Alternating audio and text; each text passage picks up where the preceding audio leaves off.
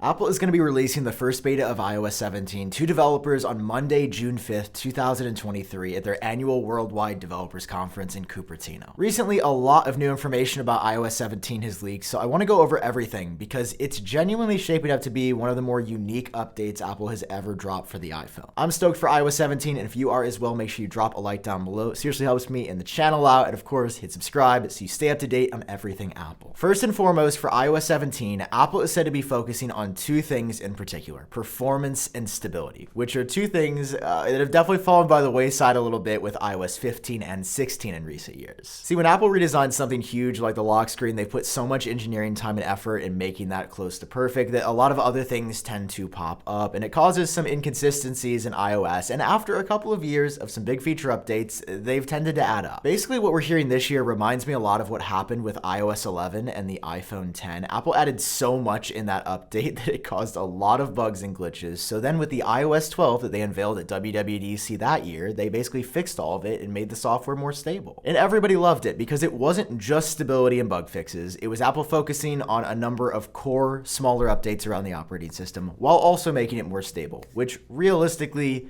is probably the best thing. Now, before moving on any further, I do want to say a huge thank you to ClearVPN for sponsoring today's video. It's made by my friends over at MacPaw, and it is by far the most beautiful VPN I have used today. VPNs, of course, keep you safe and protected online by routing your traffic through secure servers, and it's something that I use every single day. And again, unlike the others, there's a focus on the UI here, so it's really usable and enjoyable. They've broken down the app into three key areas. First of which is the secure browsing mode, and this is free for all users, as ClearVPN sees privacy as a fundamental human right. The next two, which you get by going premium, allow for selecting a specific location to browse from and the ability to access geo-block content from streaming services that you normally can't get where you live. ClearVPN has won different cybersecurity awards and was developed by the cybersecurity award-winning and certified company MacPaw, who also makes Clean My Mac, which is one of my favorite apps of all time. And to get you guys started, ClearVPN offers a free premium trial for 3 days, so click the link below. ClearVPN is the VPN you'll love using. Thanks to them for sponsoring. Now, back to the video. Now, let's talk about iOS 17, which is going to redesign the Control Center, which I am so excited for because it's gotten a little bit stale in recent history. A credible source that was the first in the world to give us the exact look at the dynamic island on the iPhone 14 Pro when we still thought it was going to be an individual looking eye shape has come back with a plethora of information about iOS 17 on the MacRumors forums. Starting off with Control Center, Apple is planning to do a redesigned user interface this year because they have not redesigned it since the iPhone 10 in 2017 with iOS 11. And considering the iPhone 15 is getting completely redesigned this year, it's going to match that aesthetic. We don't have a look at the new Control Center just yet, but I really like this concept from a few years ago, showing how you could potentially customize it with whatever options or actions that you'd like. Because right now it's still incredibly restricted to only the buttons and toggles that Apple thinks you should have. With widgets on the home screen and a completely redesigned lock screen, allowing us to customize exactly what's in Control Center, I don't know, it just kind of sounds like a logical step for Apple. Next up, I'm super excited for this. We are getting big updates for the dynamic island, which Apple dropped on the iPhone 14 Pros and then just hasn't really updated with any functionality since then. iOS 17 is going to add a variety of new features to the dynamic island, considering that not only will that be a benefit on the 14 Pros, Apple's also expanding the island to both the 15 and the 15 Pros in September of this year. So they obviously want some more cool things to show off that the phones can do. Specifically, we're hearing that Siri could move up to the dynamic island, and while that part is not 100% final, man, does it make so much sense. Siri just takes up a random spot on the bottom of your screen. Why would it not expand into the island like the Apple Pay logo in Transition, for example? As the #1 dynamic island fan on the entire planet, I just see so much more that Apple can do with this, and they haven't really touched it since they dropped the dynamic island on the 14 Pros. So I cannot wait to see what Apple has up their sleeve because it is genuinely the coolest feature Apple has dropped on the iPhone in the past 5 years. Next up, Apple's also working on improvements to the always-on display. We don't have any detail here, but I assume they're going to allow for further customization here, just as they did on the lock screen in iOS 16. The Do Not Disturb focus mode filters that Apple introduced about a year ago are also going to be seeing some improvements. I am split on these though, because half the time I'll just put anything on my calendar and then it puts me in Do Not Disturb in work mode for like 6 hours, and everybody gets mad at me for not replying to their text, and I'm like, I'm sorry, it was my iPhone, it did it automatically. Why did it put me in this damn work mode? But on the other hand, it's also silence calls for me during important meetings automatically. So Looking forward to what they update in iOS 17. Following that, maybe the most interesting rumor on this list is that Apple is working for a new type of accessibility mode for people to navigate the operating system more easily. It sounds like things are going to be dynamically... Like, that's an example of where the work... Why are you not on work mode? This is an example of how the focus filter should just know I'm filming.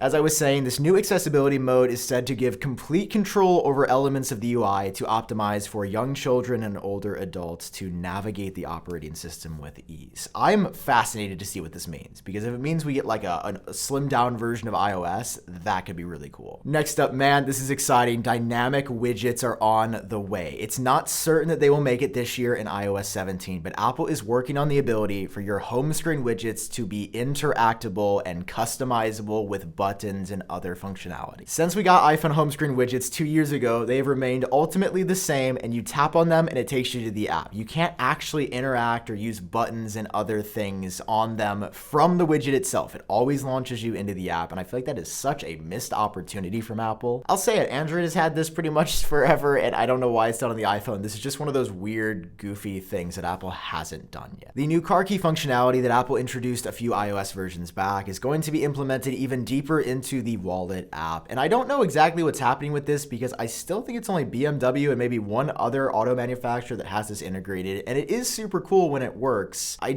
haven't really seen it anywhere. Like, no one I've ever met in my life has been like, yeah, I use car key.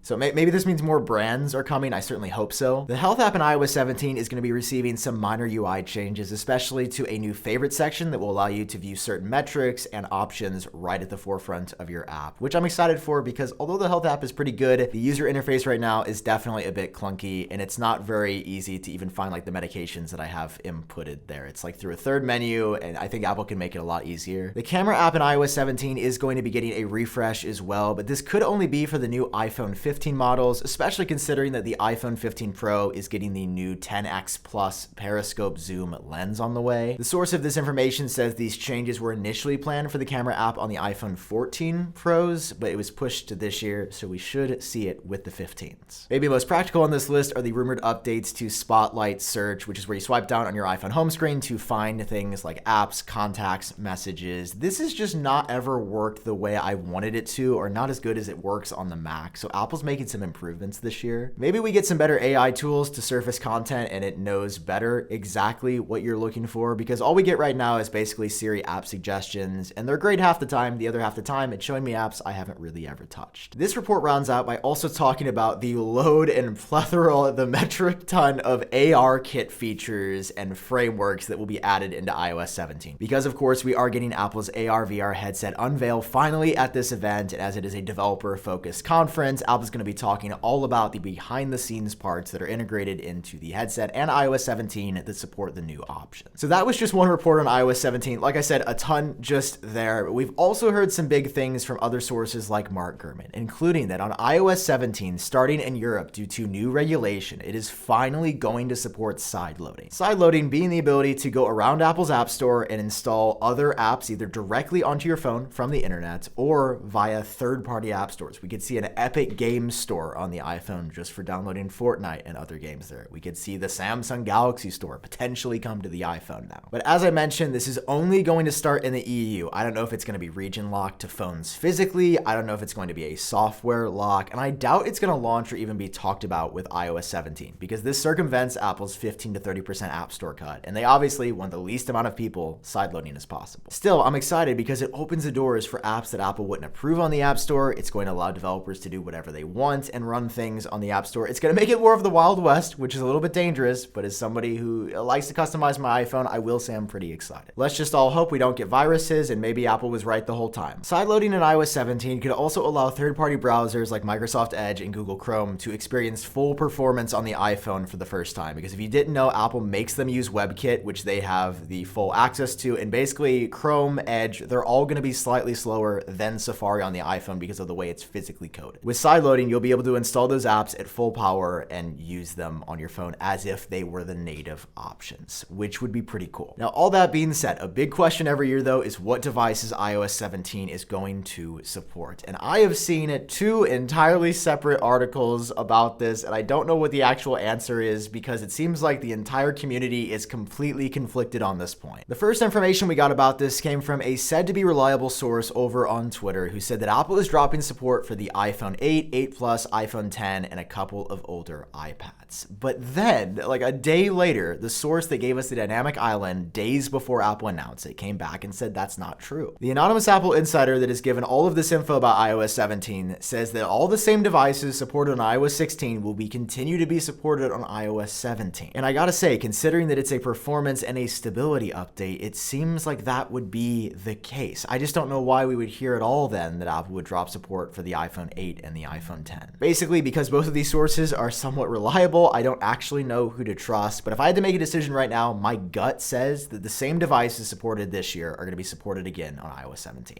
So we'll see. And guys, we are pretty close to iOS 17 now. The first beta is dropping for developers on Monday, June 5th, 2023 at WWDC. That's coming alongside new versions of watchOS 10, which is going to get a completely refreshed UI. I didn't even talk about that much. macOS 15 or whatever. Plus tvOS, HomePod OS, the new virtual reality software. Dude, we're going to see what XROS looks like. Do you see? I want it. Dude, I'm so excited for the headset. And guys, if you are just as excited for this event as I am, then come see me live with John Prosser, Luke Miani, and Noah Rubin as our Genius Bar and Dark Mode podcast come together on June 6th in San Francisco, the day after Dub Dub, to go over everything Apple announces. This is a first of its kind event. We absolutely cannot wait to meet you guys there. We are so excited. Again, head over to geniusbargoesdark.com, get those tickets because you're not going to want to miss this one night only event. All of this is less than 2 months away at this point, so keep it locked and loaded here for the latest information. I hope you guys enjoyed it. If you did, drop a like, hit subscribe for more. I've been Sam. I hope you're doing well. See you in the next one. Peace.